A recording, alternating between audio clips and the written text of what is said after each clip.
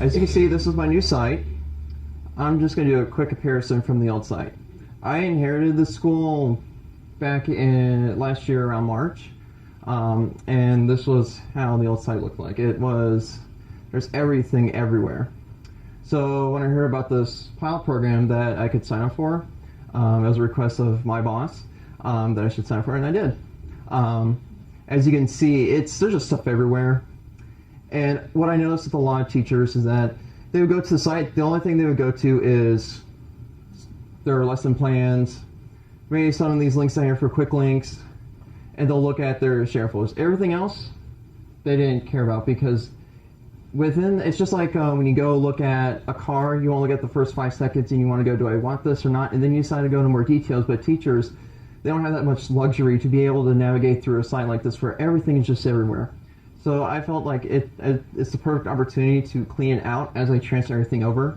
So now I went from that huge clutter to this.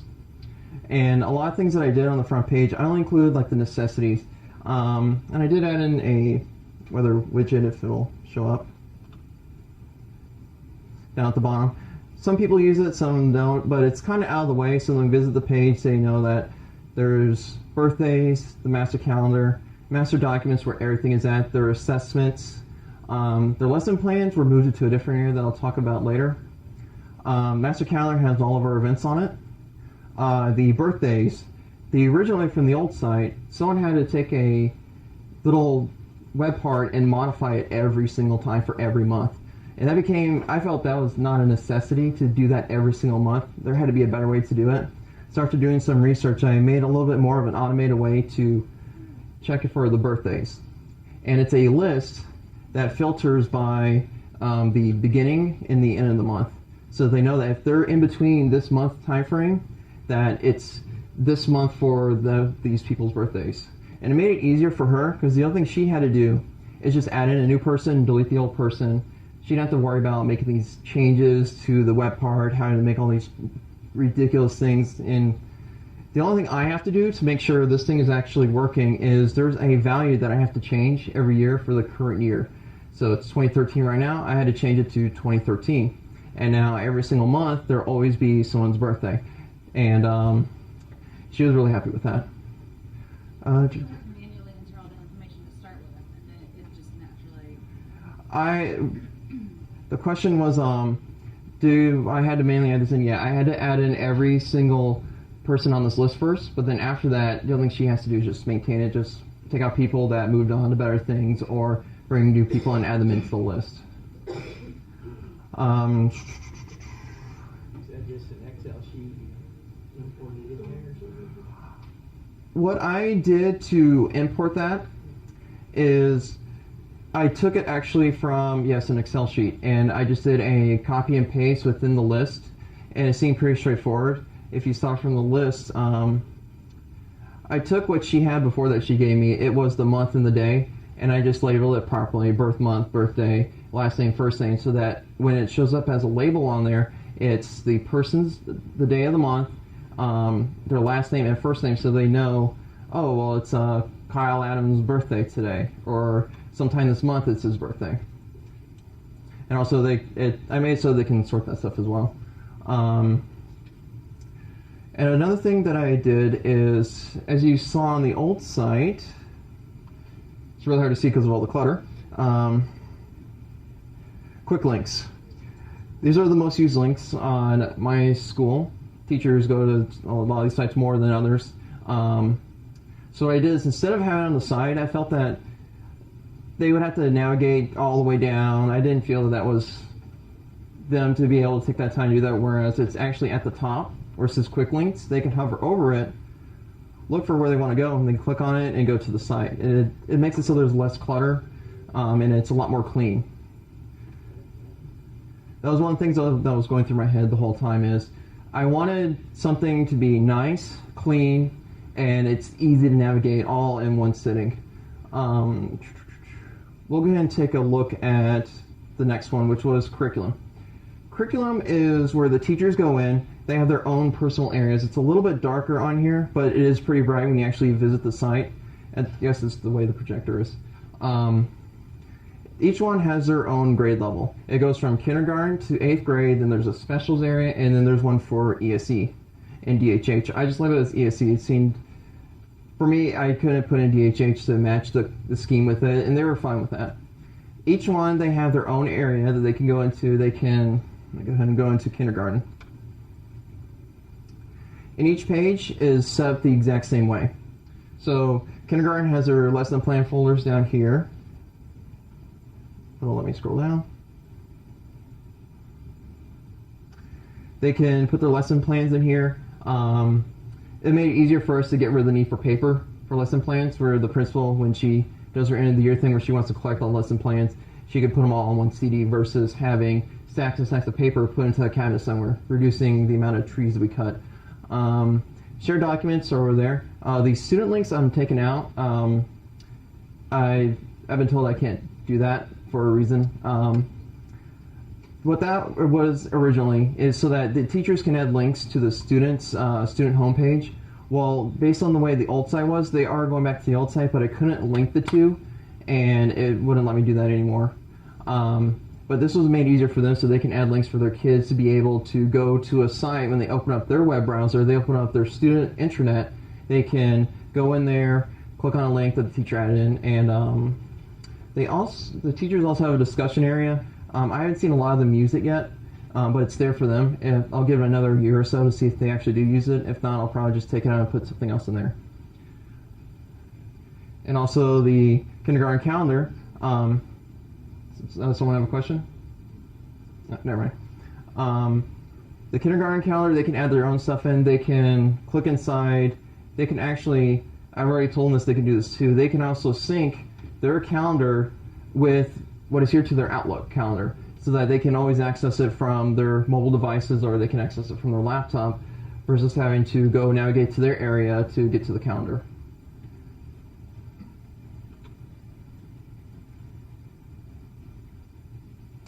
The next one is tech requests. Even though the new ticketing system's not been put in yet, I made so it's a little more integrated so that it looks like it's part of the new site, but it's really just from the old site being iframed into the new site. And it's pretty straightforward. And there's a link to Safari Montage. This one I'm changing later on. This is where they could access the logons for the kids. I'm changing the way that they get these logons to kind of make it so that it's not out there out in the open. It's so that they put in a request with me to get the information. They'll get an email back from me with the information. After that is the phone list, if I can click on that. I have the Blankner phone list and the Orange County phone list. I've been trying to train my teachers to use their IP phones that we recently got to reduce having to do out calls when it's all internal. Made so that they know that they can dial 9 and whatever school number is to call another school. Mostly this has just been used by the staff. Teachers don't use this as much because they usually don't talk to other schools unless they have a friend over there or anything like that. And it's the same thing for the Blankner phone list. What I did here is I added a little bit more. It's not just a phone list, it's also a list that's also maintained by the secretary of the school. She has the ability to make changes in here, add in new teachers, remove old ones, tell them their room location. So it's like an all-in-one place to go to if a teacher needs to know the extension of another teacher, or if they need to send a student to another teacher's room, they don't know what the room number is, they can look it up here. If they want to know, like if the principal wants to see if so-and-so is in today, you can look at the extension. And for some other people that are staff and they don't know all the teachers' names for a grade level, they can sort it by position. They know who is the first grade staff, second grade, third grade, etc.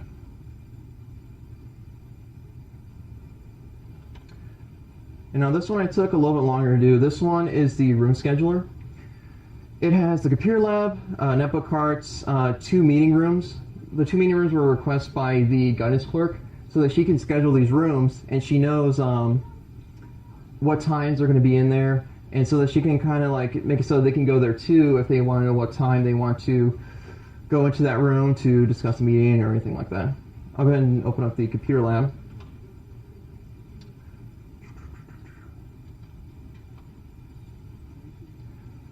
This one's pretty straightforward. It's It's just something that the media specialist takes care of. None of the teachers will have access to this. It's all read-only for the teachers. The media clerk is the only person that has maintenance over this. It's a lot easier this way so that teachers don't go in at the beginning of the year and they decide to do a reoccurrence for Tuesday throughout the whole year.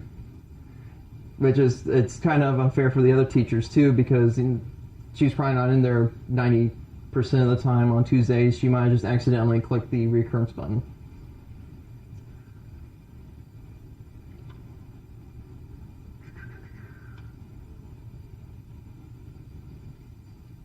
Okay.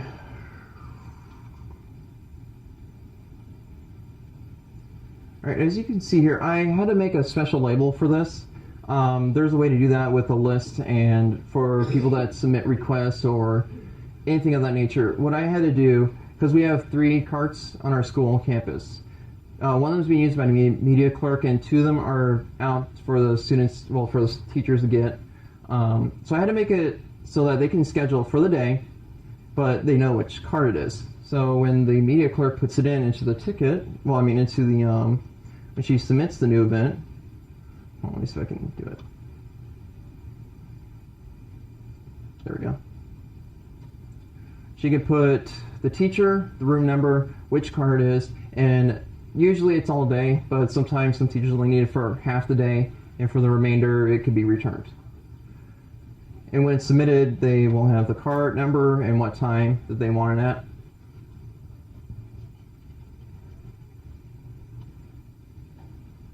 I know I'm going a little fast. Question? How do you get the calendar and everything in there?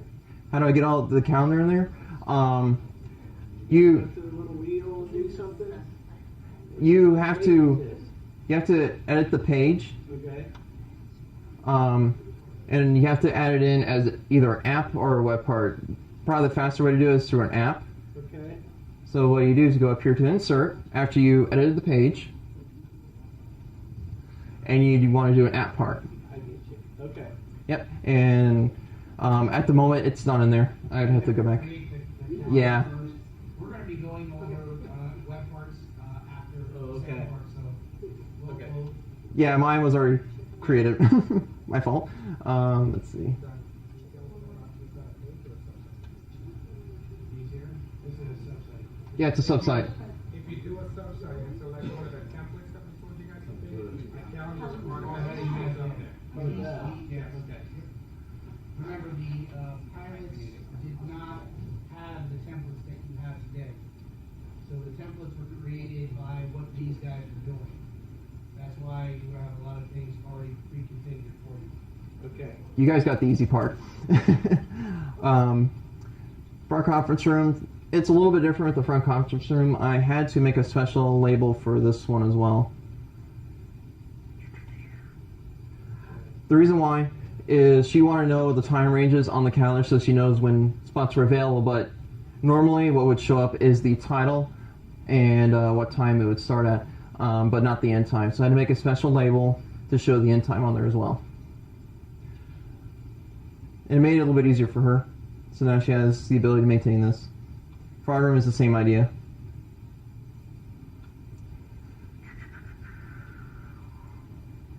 So otherwise, when you want to add something on the calendar, it's just going to give you the beginning time. When you want to add something to the calendar, it will. Let me go ahead and go in here and go ahead and add something in. This is the way I have it set up. It's the person's name, reason for the reservation, the start time, and the end time. And she has the option to make it an all-day event. And she can set it for a reoccurrence in case they want to use it every Wednesday for this month. They can set it for a recurrence of 3 or 4.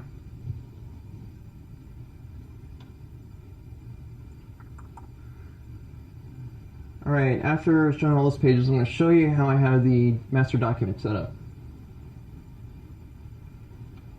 Master documents is pretty straightforward. It's all of our forms and information and whatnot. It's I did add a website description. I have to update it, but it made it easier for my teachers to understand how to use the site when we first started this. It's a little big. When I made this in Photoshop, it came out a little big than I wanted it to be. So it tells them where everything is when they hover over it, where the phone lists are, and yeah, as you can tell, it hasn't been updated. I still have to update it. And then when they go and scroll down, there's also an explanation of their grade level selection. Hey, so it's a little bit easier for them. Some of them found it easier, some of them found it a little bit confusing on how I did this. But at least someone understood how it worked, it made it easier for me. Now for their assessments, let's see.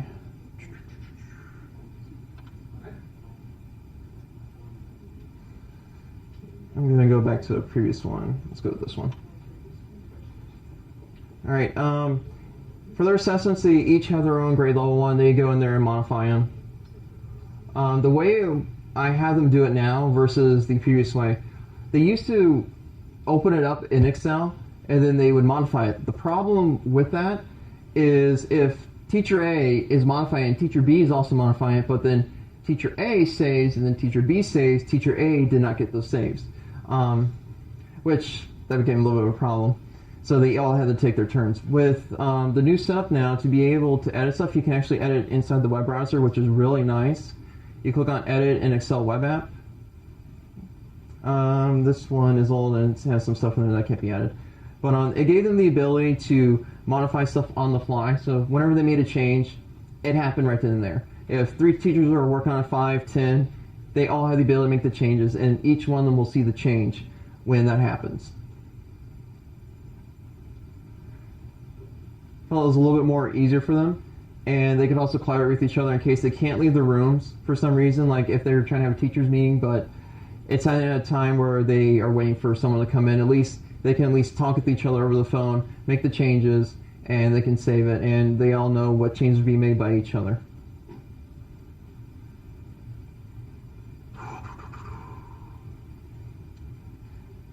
And I do not recall what that PLC folder is there for. It's the same concept as the assessments when they need to make changes. That's pretty much it. Does anybody have any questions? Alright,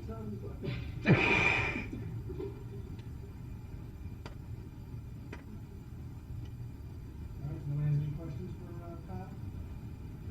You want to ask me? Go back to what? We're not gonna Okay. ask them how to do it all, because that's why you're here. You're gonna do it all. All right, so I had a question. Can we hire you for a day?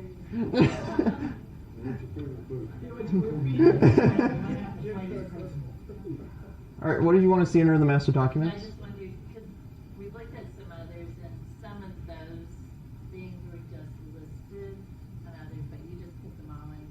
master Yeah. documents. They're talking about the differences between using folders and metadata only. Okay. Okay. I can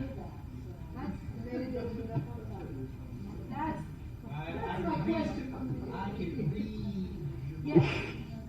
The difference between the metadata and the folders? What I did on this, oh, you're talking about the assessments on the side? I think what they're talking about, they're looking at your library and seeing that you're using folders instead of everything in one library and using metadata. Oh, okay. So instead of saying like master forms, you just got them all on your master documents. Yeah. Why I did that is try to make it so that when the change comes over from the old side, because that's how it was on the old side, they had all their folders on there just the same way. I want to make it so that even though it is a change, it's not going to give them a shock when they try to find things. So that when they go on their master docs, they know everything that is there every year is going to be underneath there.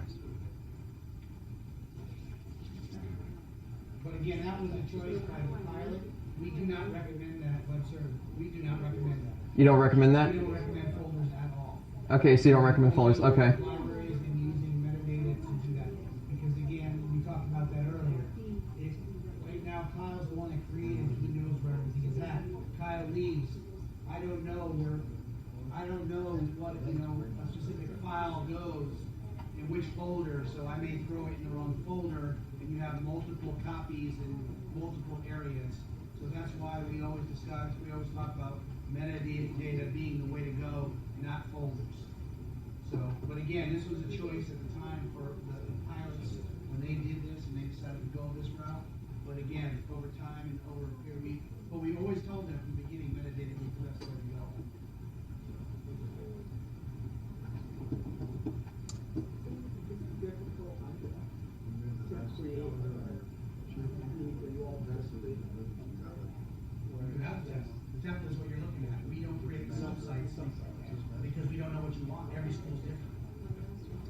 I could talk about what I did for templates when I did the curriculum area. Yeah.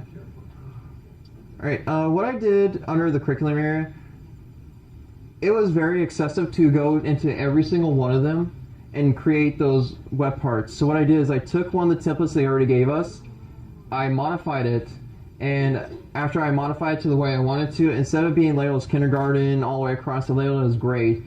And what I did is I took that, created it as a template, and then I went back and started recreating every single one of those, just changing the labels on these so that instead of being called grade discussion, grade something something, it's whatever the grade level is. And it made it a lot easier for me to get this done because I'd had to create the discussion, the shared documents, the lesson plans, the calendar, the student links all over again in every single one of them. Whereas with the template, I was able to just rename the widgets and that's it. Everything was done for me.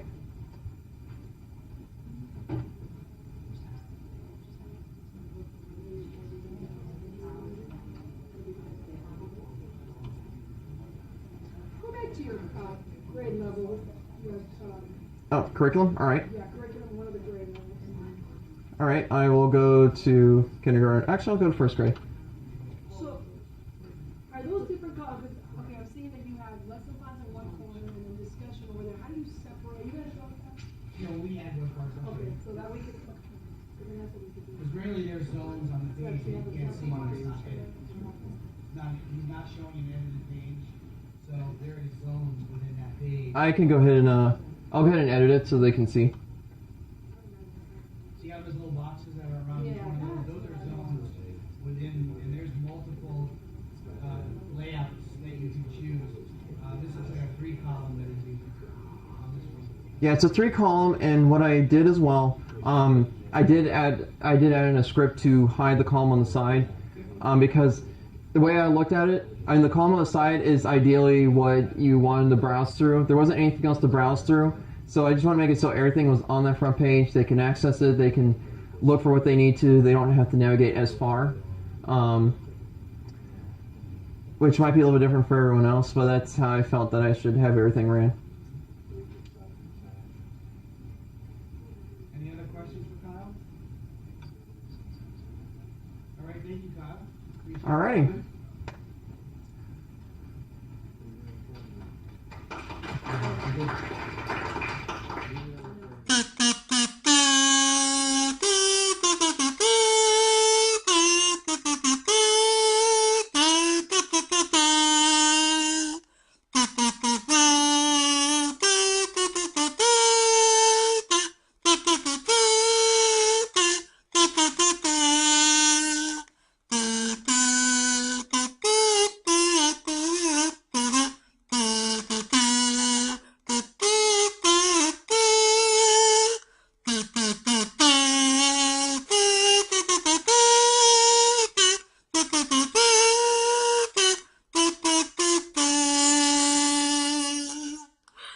Out of breath.